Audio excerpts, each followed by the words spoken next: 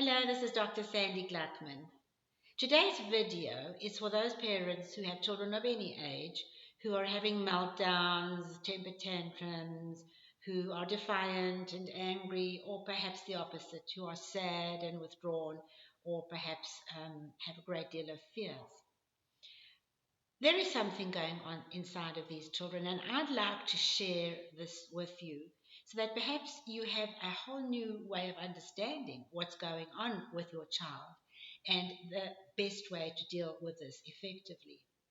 So, there's this group of kids that I refer to as children with a sensitive soul or a sensitive inner spirit. They are actually born more sensitive than other children in the sense that their nervous system is much more on the alert for reasons we can talk about another time. The truth is that these sensitive children find life more difficult than those children who are not sensitive. But that having been said, their being sensitive is also an amazing positive, provided that they know how to use that sensitivity and not allow it to overtake them. And that's where the parenting comes in.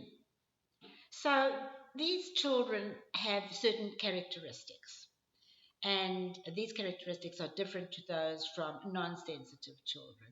And let's talk about, say, three of these. The first characteristic is that, as I said, their nervous system is on the alert, so they have these antennae that are constantly picking up on everything that is going on around them.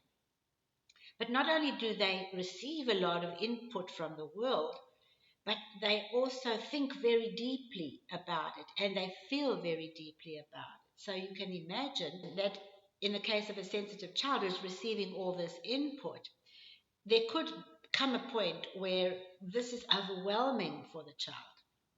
They feel overstimulated, and this makes them feel extremely anxious.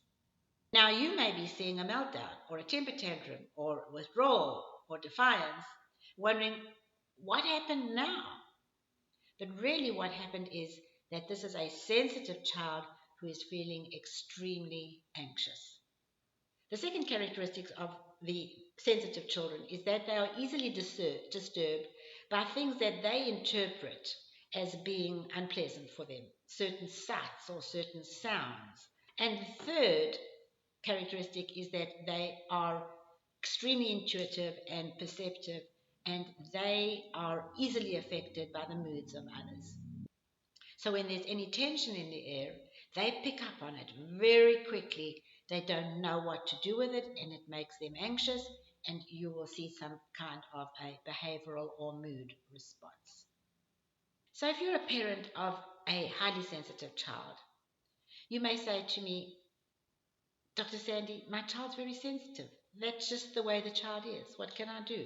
And you may say to me, by the way, I'm highly sensitive too, or his dad's highly sensitive, or his granny's highly sensitive. We're a highly sensitive family. And I would say, how wonderful. And I also want you to know, though, that being highly sensitive does not have to be a burden. It is a unique, wonderful characteristic that you can grow in a positive way.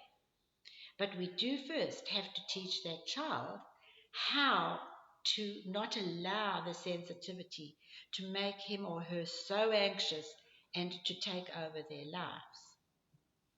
So, here are three steps for you to think about. The first is for you as the parent to become aware that if your child is having a meltdown or a temper tantrum or whatever it may be, don't deal with that because that is a symptom. It's a symptom of an underlying cause. Deal with the underlying cause. And what is the underlying cause? Anxiety. And where does the anxiety come from? It comes from being a sensitive child with a very sensitive, alert nervous system. And that's what you need to deal with. So once you understand that, your role is to help the child find calm and peace. Because in that calm and peaceful place inside of him or her, That is where they will be able to rise above the sensitivity. So, the second piece of this is to remember that your child is picking up very easily on your moods. It therefore is very important for you to be able to know how to find that calm, peaceful place inside of you, and you will be amazed that when you are able to move into that calm, peaceful place, your child will move into a calm, peaceful place too. And then, thirdly, it's important to teach your child how to find that calm and peaceful place inside of them for themselves.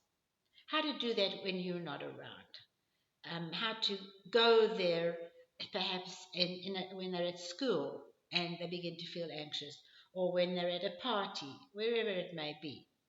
One of the best ways to teach your children that is to teach them how to breathe effectively.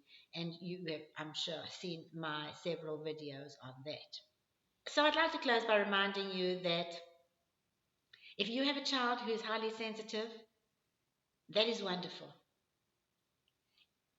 That is going to become your child's unique special talent and ability when they grow older, and they will probably choose a career which involves compassion and caring and understanding of others.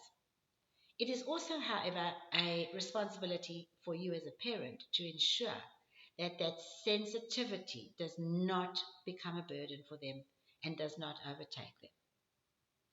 Well, for now, that's me saying bye until next time.